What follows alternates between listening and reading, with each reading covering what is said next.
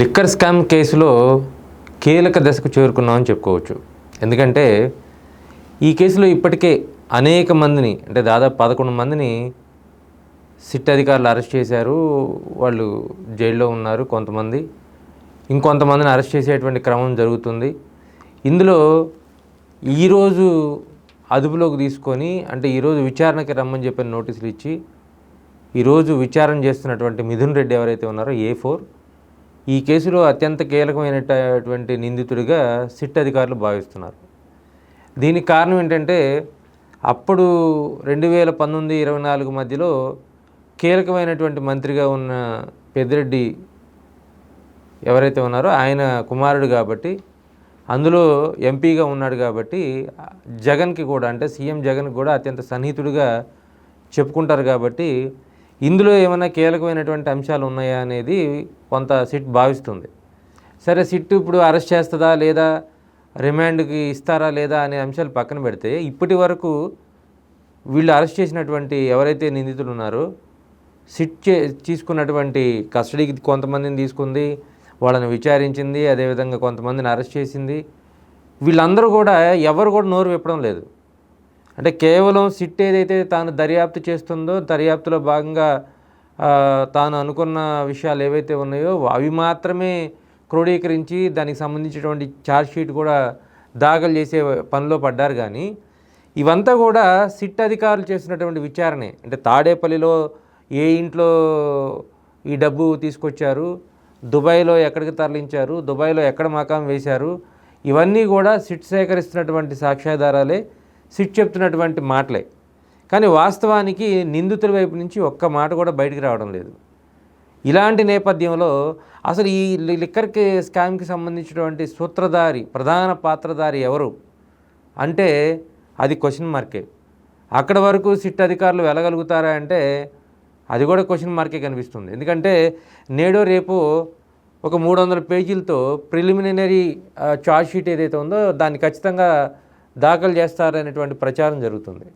అంటే ఈ కేసుకు సంబంధించి కోర్టు ముందు ఛార్జ్షీట్ దాఖలు చేసిన తర్వాత వీళ్ళు ఇచ్చినటువంటి వాంగ్మూలాలు కానీ, వీళ్ళు ఇచ్చినటువంటి స్టేట్మెంట్లు కానీ ఈ మొత్తం కూడా సిట్ దగ్గర ఏవైతే రికార్డ్స్ ఉన్నాయో ఆ రికార్డ్స్ మొత్తం కూడా ఛార్జ్షీట్లో పొందుపరుస్తారు.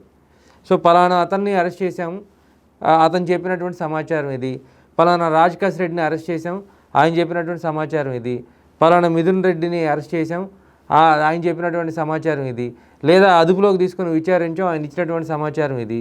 ఇంకా కీలక సూత్రధారులు ఎవరైతే ఉన్నారో వాళ్ళందరూ అంటే విజయసాయి రెడ్డి కావచ్చు, మిగతా వాళ్ళు కావచ్చు, జగన్మోహన్ రెడ్డి కావచ్చు, వీళ్ళందరూ కావచ్చు, వీళ్ళందరిలో ఎవరెవరిని అరెస్ట్ చేస్తారు, ఇంకా ఎవరెవరిని చేయరు అనేటువంటి సందిగ్ధత కూడా కొనసాగుతుంది ఏపీలో. ఎందుకంటే ఇప్పుడు ఈ కేసుకి సంబంధించి గడిచిన 2 నెలలు 3 నెలలుగా విస్తృతమైనటువంటి ప్రచారం జరిగింది.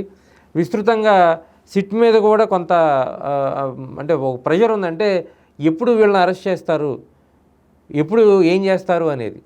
కానీ ఇప్పటికే 300 పేజీలతో ఛార్జ్షీట్ దాఖలు చేస్తున్నటువంటి క్రమంలో ఇంకా నిందితులకు సంబంధించి లిస్టు పెరిగేటువంటి అవకాశం ఉందనేది కూడా చెప్తున్న నేపథ్యంలో ఇంకా ఎవరెవరి పేర్లు ఈ ఛార్జ్షీట్లో ఉంటాయి, అదేవిధంగా ఈ కేసులో పొందుపరచబడి ఉంటాయి, ఇది ఒక ప్రధానమైనటువంటి అంశం.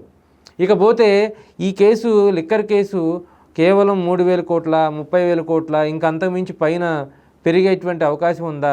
ఒక్కొక్క నిందితుడు చెప్పేటువంటి స్టేట్మెంట్ ఆధారంగా ఇవంతా కూడా ఆధారపడి ఉంటాయి.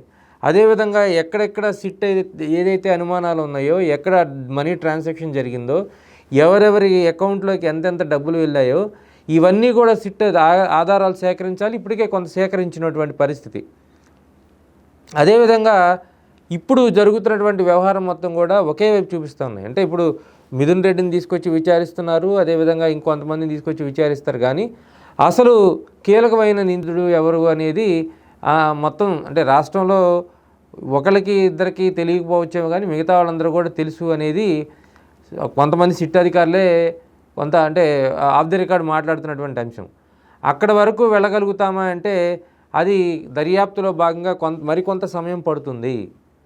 అంటే ఛార్జ్షీట్ వేసిన తర్వాత కూడా నిందితులు కొత్తగా యాడ్ అయ్యే అవకాశం కూడా ఉంటుంది. ఎందుకంటే ఒకసారి ఛార్జ్షీట్ దాఖలు చేసిన తర్వాత కూడా విచారణ జరిగే క్రమంలో నిందితులు ఇచ్చేటువంటి స్టేట్మెంట్ ఏదైతే ఉంటుందో దాంట్లో వచ్చే ఆధారంగా మళ్ళీ ఖచ్చితంగా కొత్త నిందితుల్ని యాడ్ చేసుకునేటువంటి వెసులుబాటు ఉంటుంది కాబట్టి ఆ విధంగా కూడా మరికొంత సమయం పట్టే అవకాశం ఉంటుంది.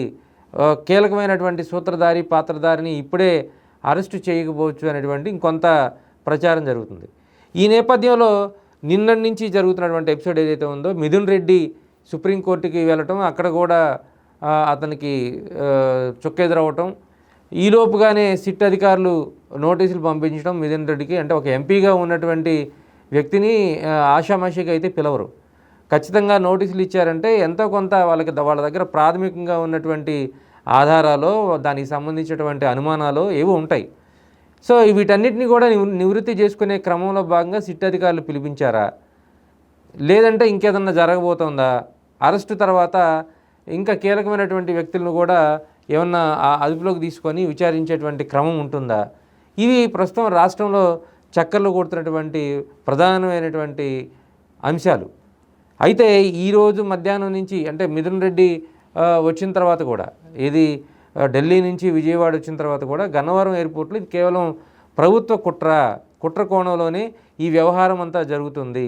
ఈ కేసుకి నాకు సంబంధించి ఎటువంటి ఆధారాలు లేవు, నేను ఎలాంటి విషయాల్లో ఇన్వాల్వ్ అవ్వలేదు అనేది ఆయన చెప్తున్నటువంటి అంశం. అయితే అంటే తాత్కాలికంగా అరెస్టులు ఉంటాయి అని ఎందుకు మిథున్ రెడ్డి చెప్పారంటే, బహుశా అరెస్టు జరగబోతుంది అనేది ముందే మిథున్ రెడ్డి ఈరోజు కాకపోతే రేపైనా అరెస్ట్ చేస్తారనేటువంటి ఏమైనా సంకేతాలు మిథున్ రెడ్డికి ఉన్నాయేమనేటువంటి ఒక ప్రచారం జరుగుతుంది. అదేవిధంగా మిగతా వ్యక్తులను కూడా, మిగతా ఎవరైతే దీంట్లో కీలకమైన నిందితులుగా భావిస్తున్నారో వాళ్ళ అరెస్ట్ కూడా ఖచ్చితంగా ఉంటుందనేది జరుగుతున్నటువంటి చర్చ. మరి ఆ అరెస్టులు ఎప్పుడు ఉంటాయి, ఆ కీలక సూత్రధారులను ఎప్పుడు అరెస్ట్ చేస్తారు అనేది ఓ పక్కన సిట్ అధికారులు తేల్చాల్సినటువంటి అంశం.